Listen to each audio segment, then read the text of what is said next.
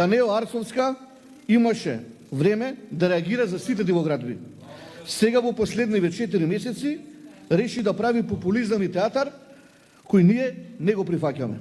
И тоа е нашиот апел и затоа, бидејќи не помина дневниот ред, каде тука се сакаше да се прави спектакл и представа за јавноста, ние нема да учествуваме во политиканството и барам да се повлече точката од дневниот ред, затоа што скопјани не заслужуваат да го гледаат циркузот. И што е најако, најблискиот соработник на Христијан Мицкоски, Луке Галевски, е советник во градот Скопје. Тој е некој што му го води пиарот, кој што го креира јавното мислење во ВМРО да пробува.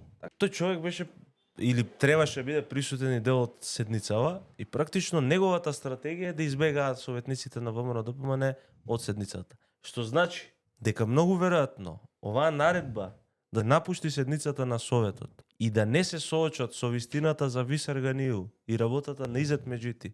И сега они практично премижуваат пред криминалите на ДУИ. И во исто време ја обвинуваат Данела дека работела за ДУИ, за да ја дестабилизира државата. Стварно не можам да најдам назас и не можам да најдам логика помеѓу овие обвинувања кои што ги има ВМРО ДПМН и за Арсовска и за работата на градот.